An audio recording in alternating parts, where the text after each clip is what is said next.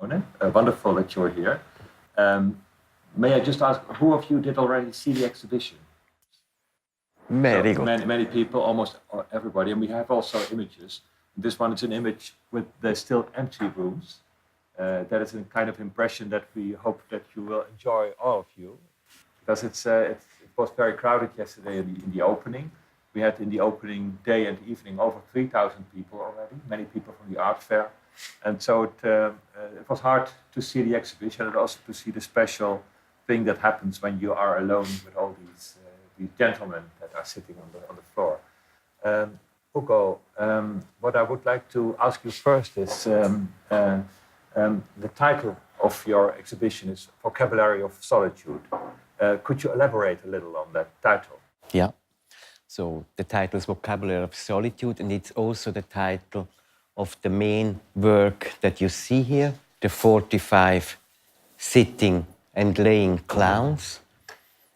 I came up with 45 as I made a list, and I reflect over a day in my life, what I'm doing if I'm not interacting with the outside world, when I'm just by myself. And I came up with 45 action I'm doing by myself. And it's probably activity that everybody can relate, because once we are alone, we have just a certain number of activity that we can do.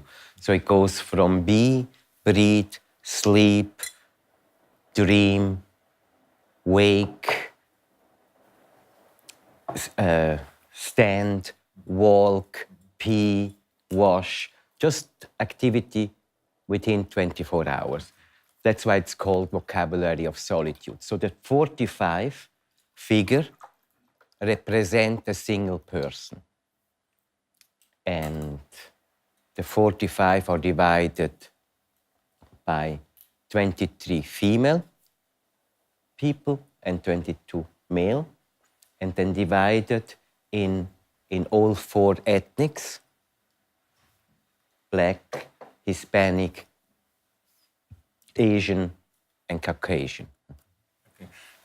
Could you explain a little to us the meaning of the word solitude? Because we would say in Dutch maybe eenzaamheid, loneliness. But solitude, what is the warmth of the word? What's the meaning in your title, solitude? I mean, solitude in the sense that you are just by yourself, that you don't interact, that you don't have any social interaction. Okay. So that you slumber away a little, and that you are in your. I mean, I would sink also. away in your thoughts. I would also call just a regular meditation, when you just watch your breath, an act of solitude. Okay. And this is especially then the way the clowns behave. What is the meaning of a clown in your work? Because you used the clown since 1991.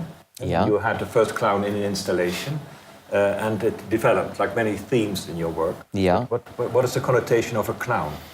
I mean, when I started in the early 90s, there was a big discussion about the artist selling out himself, because it was all about critical commodity.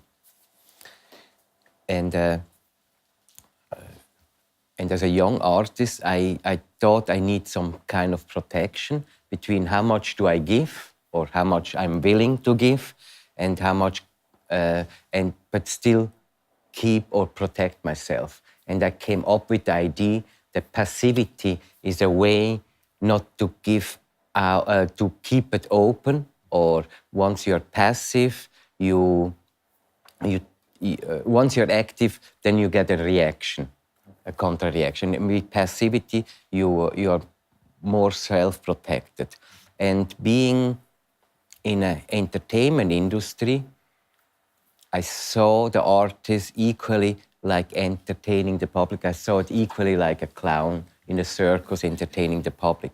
So in that sense, I reversed his function and made him dysfunctional. So he's not behaving. So you mean that you discovered in yourself that the outgoing person that you needed to be because of being an artist, who was Right. outgoing, needed its own personality, and you developed a clown as an alter ego. I mean, before the clown, I did 3 different sculptures of myself in this position that you see here, laying and sitting. And the third one was leaning on the wall. So the artist did nothing and was just watching himself. And then in the second round of the same question or situation, I came in with the figure of the clown who does not behave like it should. Okay. And so, But out of a self-protection. So just to see how far, because first, if I would sit there as a sculpture, it was a substitute of myself. But the sculpture himself gave a certain distance. So you're personally there, you give yourself out to the world, but in the same time it's a puppet. Okay. So that's the self-protection. Okay. And so was there anywhere in your body of work a clown that was a self-portrait? Early on I did unfortunately we don't have the photo here, I did 300 Polaroids, me as a clown, and I had a dog then. I did 200 photos of this dog, and slowly this clown was morphing in a dog. Okay. So again, a dog, clown, some kind of underdog figure. An underdog figure, or an undercover figure. Yeah, that could be too.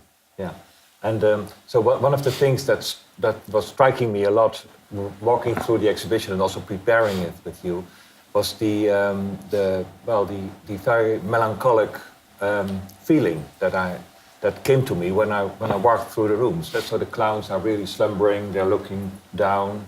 They are not especially happy. They look rather sad. Do you think that melancholy is the general feeling between the 45 clowns? Or is that what they make you feel? I mean, melancholy has already a value, and I always say that it's just a being state. So in a being state, if you meditate, you may look melancholic, but you're just restful because you're relaxed. Okay. So it was my projection in the... It was more your projection, okay. Yes. So that's nice, because I think that melancholy, if I can continue a little, is one of the most creative moods that you can have. Nowadays, it's very often that melancholia is related to depression. I mean, you have to create space for melancholy to rise. If you're constantly active, melancholy will not rise up. No. There's the beautiful drawings, and also, do you know the llamas were very popular in the already 15th century because they developed stones in their stomach. It's salted stones. They can get this big, and that was a medicine against melancholia. And so if you had a stone on your stomach, and you could scratch it a little and eat it, it was the medicine against melancholia. Oh, yeah. But already this was a Tibetan custom tradition. And you see in Vienna, for instance, in the museum, you see beautiful stomach stones, completely covered in gold, etc., as a kind of treasure that you could have with you to defeat melancholia. Okay. Yeah. So it has many meanings and many sides. But if you say that this is a kind of general state of mind, what was your feeling when you saw the work, when it was finished? Because you always tell people that you should not talk too much about the work, but you should feel the quality. What was your feeling? I mean, it was a certain kind of blissness or radiation, because when I came in first during the day, you had this window, colored window, so it gave a certain sense of serenity and bliss to me in this quietness. What I experience is if when people, when it's not crowded, just single people are walking, they tend to slow down or they become silent. And that's a situation that I like to have in a museum, that you just slow down or you keep silence. And it's almost a substitute for any cathedral feeling that you normally have in a church. Okay. So I do believe in the spirituality of art. So even if I use very accessible and even laughable subject, like a clown, I do believe in spirituality of every item. Okay, yeah. And when we met first, and when I told you that I would very much like to work with you, your first remark was, is it for the big rooms? And then I noticed that Ugo knows from his generation all the Swiss artists, but all the artists of the world that have been exhibiting in the Bodon rooms. It's a kind of standard from the 70s on. Walter de Maria, Fischlein Weiss, Karsten Höller, Pipilotti Riest. Many people did beautiful, Urs Fischer from your generation. Yeah. Did many exhibitions there. What was your special feeling about these rooms? What was the reason that you immediately thought about this space? What I really like is this openness, so it becomes almost a landscape. So you can set up all these different actors within this landscape, and so you have a beginning and the end of a space. So that what, and of course the historical connotation.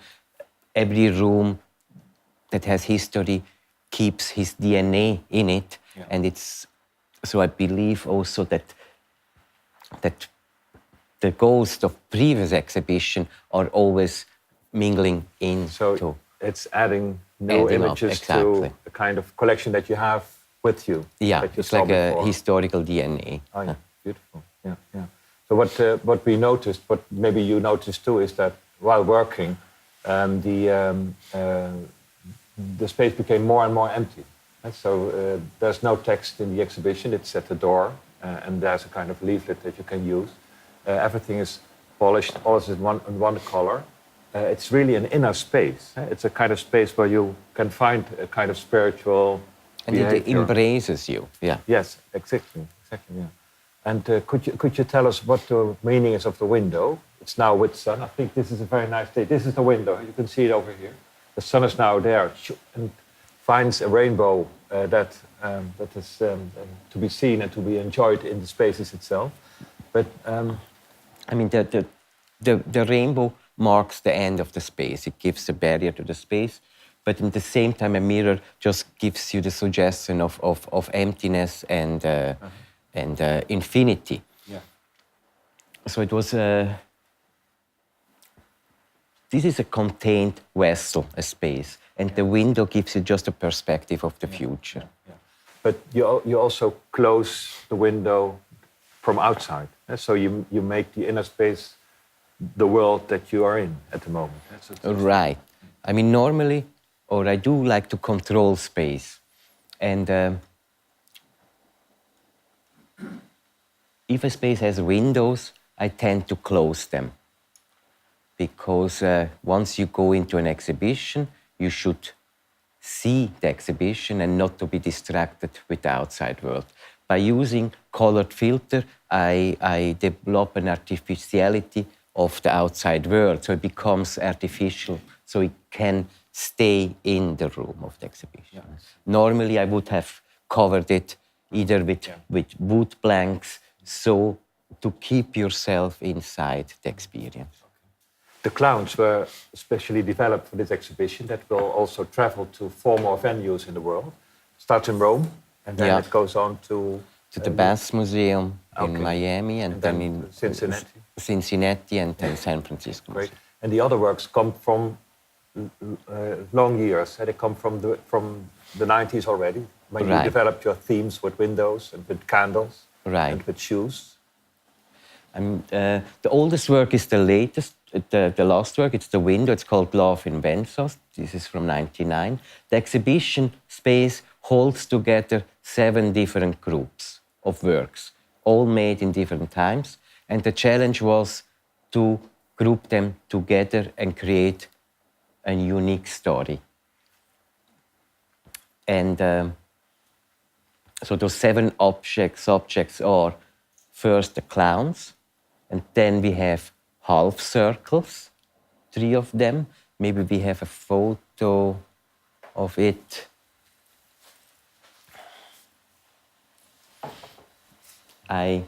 Yes. Because of the reflection of the floor, I was thinking that I can include the space and somehow make it a wholeness out of a half circle. But in the same time, it's a cave, it's a tunnel, it's a sunrise, it's a sunset. It's a mandala. Yes. So we have the half circles, we have the shoes. There are 7 shoes. I did in 2006. I did in 2007 clowns, named after the week of the day. So it's a loop. And in the same time, as you see, the clowns have no shoes on. So I made 7 shoes on the nail. Maybe we have I'm not sure if we have a photo of that. There is one pair. Huh? So they are all titled after disappearance, gone, or no one's voice. And then the 4th group are the windows.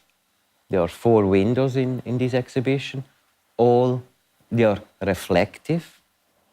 So it means it helps the viewer to have an inspection, because the inner part of the window is a reflective glass. The half circle is also a kind of an inspection, because you get drawn into it. Yeah. But the challenge was to bring those different groups together and creating something unique. One of the things that I recall very well, seeing your exhibitions in the galleries, at the fairs, in museums, is that until a couple of years ago, your trees were white or black. The philosopher's stones were beautifully grey. Yeah. And your palette was, in fact, between white and black. Right. 2 years ago, visiting you, I saw an outburst of color suddenly. Right. Also because the groups that you made. But what was the reason for you to go and color that? I mean, the use of color was always there. Yeah. I mean, first with the mandalas and then with the horizon painting, they were really acid-colored works. But my work builds up on dynamic of duality. So if I have something that were, as you mentioned, more natural color, like bronzes and black and white sculptures, of rubber sculpture or black bronze sculpture, or white aluminium sculpture, or earth sculpture. They had all natural color with natural material. I do have the other side that goes in extreme artificiality. And this is the one reason is just to challenge myself and building up on those, on this kind of duality that creates the next step. Complex. And it creates also the next steps, and also to keep my value open. Once you decide that you feel that's the situation I define, or that's the definition of my existence, I would like to keep the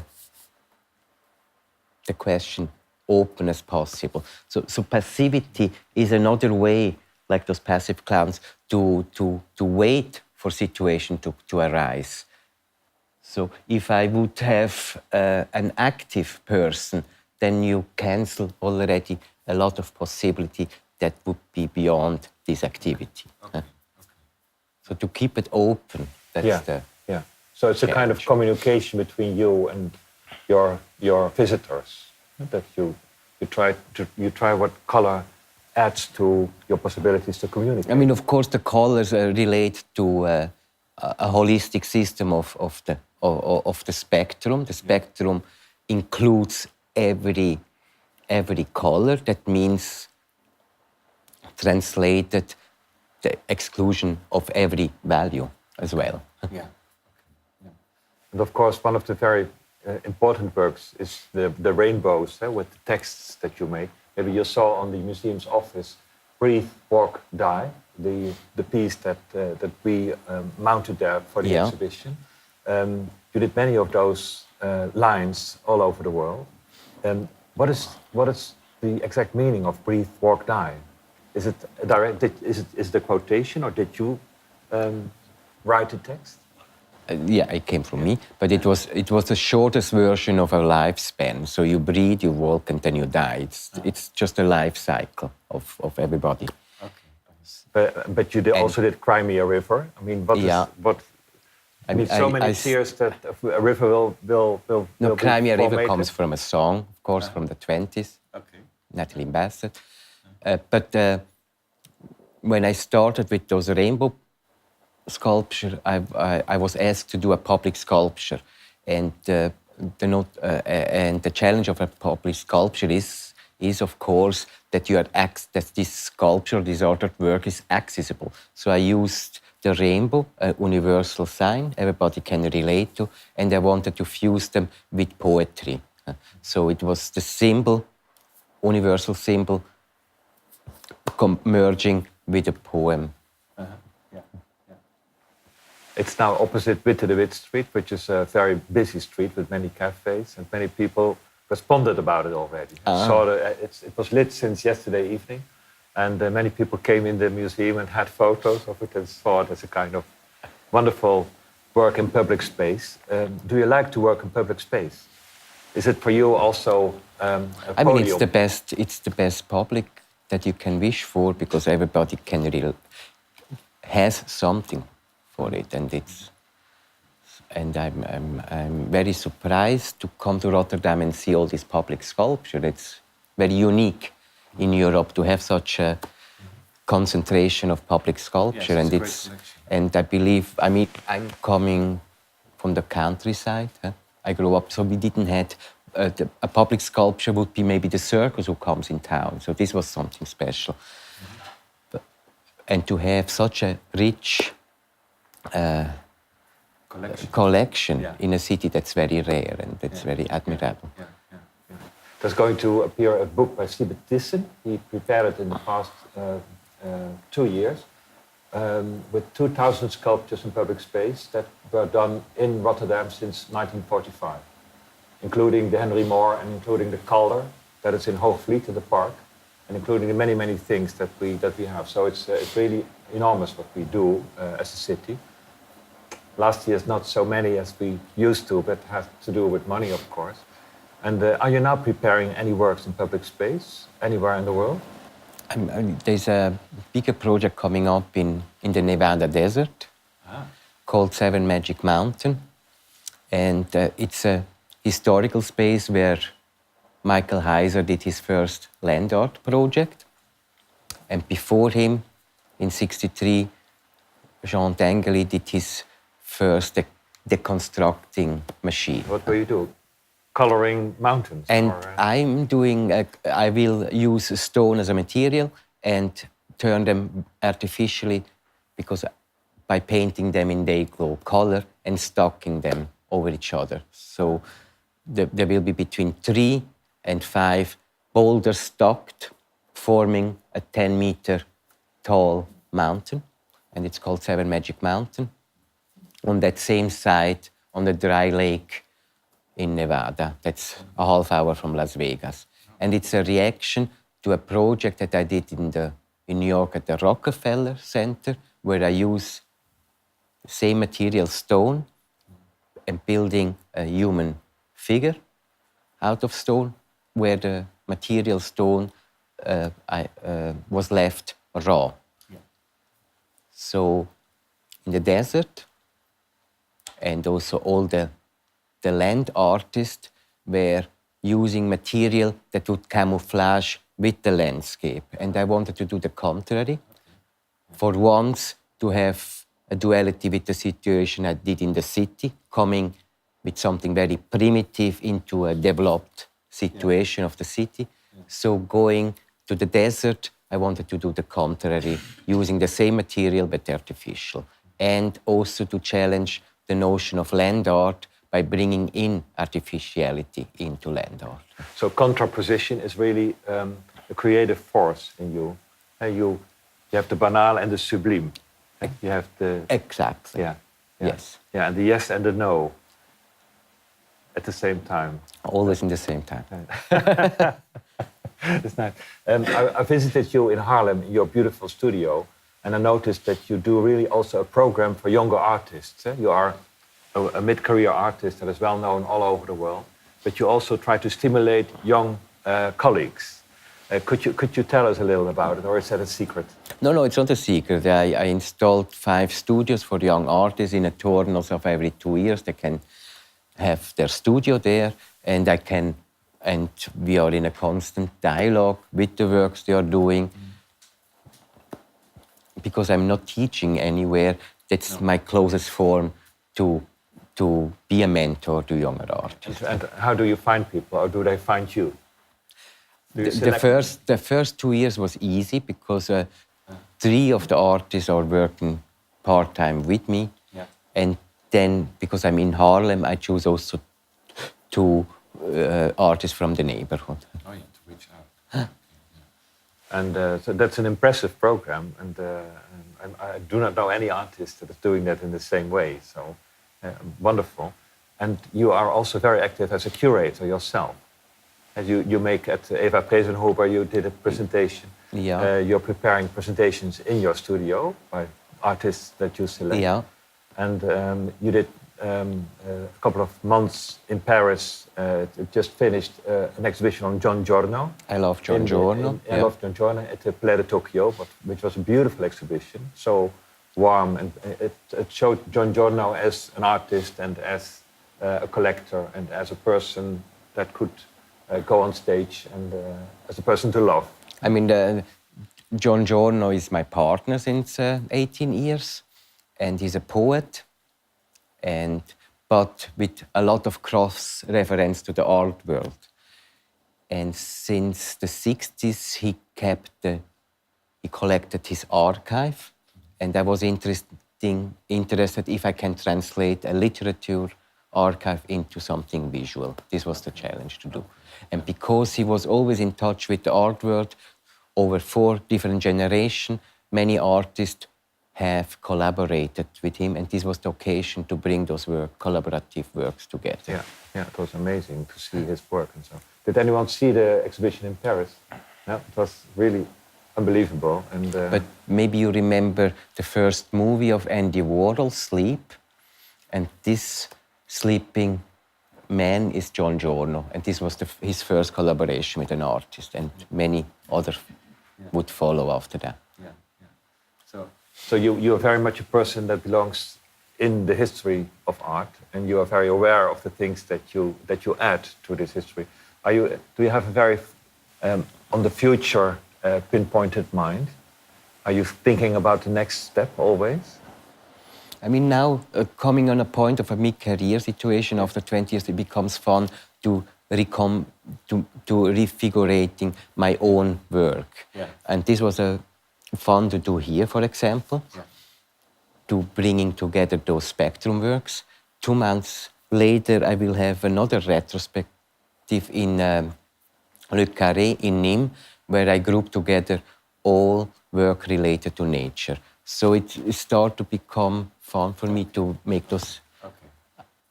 And is there also the work with the olive trees involved that you told me about? No, there will be also 7 different groups of works.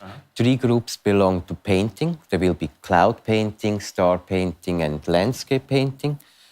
Like those tunnel paintings, they all show space, and they are always titled. All my paintings are titled after dates. So there will be these 3 groups of paintings and 3 groups of sculpture. Yeah. The sculpture are animal sculpture. I did 45 fishes, 45 horses, and 45 birds. Over the years, I started with the birds 4 years ago. They are called primitive, primal, and primordial. So to bring 3 groups of sculptures and 3 groups of of paintings together, all related to nature. Amazing. So we go to Nîmes. We all go to Nîmes. Can we take any questions? Of course. Is there anyone who would like to know more, discuss in detail? There's not a lot of information, but there were 6 clocks written on the wall, and I could only find one. I was curious what happened with the other clocks. I just before the opening, I decided to take them down because one was just around. One was around here and has the same size like the shoes. So either I would show the shoes or the clocks. So sometimes you plan something and then when you see it in real, it doesn't work out. So it was a deliberate decision to take it out because they would just fight to each other. But it was quite interesting because it was the final hour, 2 hours of installation. And it was in a way, so this was a great result. And then the clocks came in and they did something with the gravity. So it came from the ceiling. And the exhibition, as you experience it now, as I experience it now, tries to lift, to go up. And an element from the ceiling put it down again. And it was in fact a contrary movement, and maybe a little too much. It was... Because the challenge was also to keep a balance with all those different colors. And I changed a big deal, moving those clowns around, moving the windows around, moving the 7 shoes around, just to keep a certain balance, how you can experience the color of those artworks. Yeah, exactly. And then this afternoon, of course, we will receive 3,500 children, we believe, I'm afraid, who all sent you a rainbow drawing after your request. And they are now mounted at the outside wall of the exhibition, on a beautiful wooden wall that was specially prepared. Did you ask children before to contribute to your exhibition? I did that twice before, and the idea is to add up with every city where I'm doing these rainbow works, and in the end it will just be a document of the energy of the youth or of the people in the beginning of their life. We were very amazed by all these children that we could reach out to, and we see that this is the 13th generation. We are the 13th generation that take care for the museum. The 14th generation was yesterday at the party, 3,000 people. The 15th generation is coming this afternoon. And they have to take care for the museum until 2050 or so. And it's good that they are invited by you. Maybe not all for the first time in the museum, but they really learn how to be owner of such a collection, such a beautiful place. And that's, I think, a great way to involve children in the museum. So thank you for that, and thank you for the... No, I have to thank all the children, of course, and I will do that I believe the opening is in 2 hours. Yes, no? it's 3 o'clock, yes. Yeah. So that will be a very cheerful event. And I hope that they can all find their drawing, because otherwise it could get nasty too. Some are covered, so we'll see how we do that. It's also a kind of play of memory. So can you remember your own rainbow? So I would not make the difference so easily, because many of them are alike, of course. But maybe they will recognize their own drawings. Where are their drawings? Sorry? Where are these drawings? They are at the outside wall, at the Bordon. Yeah, if you walk... No, at the outside wall. It's a part of the exhibition, and it's before you enter the big space. You have the work of the children. Yeah, you can't miss it. It's very, very clear. And it's an important part of the exhibition. I mean, the exhibition starts with the rainbow that gives you a life, and then once inside, life starts with those children drawings. Okay. So Ugo, thank you so much. Thank you for being here, and thank you for your elaborations and for the great show. Thank you very much. Thank you. Thank you.